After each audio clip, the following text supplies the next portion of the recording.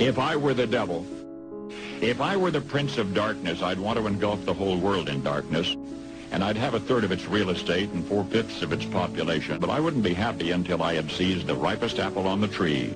So I'd set about, however necessary, to take over the United States.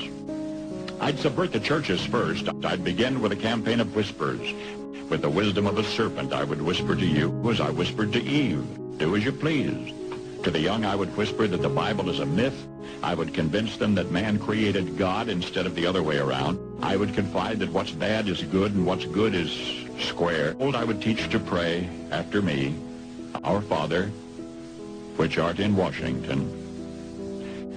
And then I'd get organized. I'd educate authors in how to make lurid literature exciting so that anything else would appear dull and uninteresting. TV with dirtier movies. I'd peddle narcotics to whom I could. I'd sell alcohol to ladies and gentlemen of distinction, tranquilize the rest with pills. I would caution against extremes in hard work, in patriotism, in moral conduct.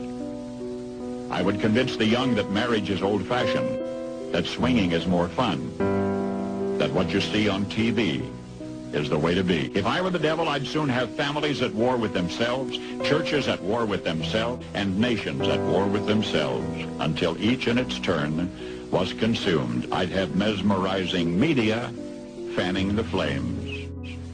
If I were the devil, I would encourage schools to refine young intellects, but neglect to discipline emotions. Just let those run wild, until before you knew it, you'd have to have drug-sniffing dogs and metal detectors at every schoolhouse door. Within a decade, I'd have prisons overflowing. I'd have judges promoting pornography. Soon I could evict God from the courthouse, then from the schoolhouse, and then from the houses of Congress. And in his own churches, I would substitute psychology for religion and deify science, lure priests and pastors into misusing boys and girls and church money.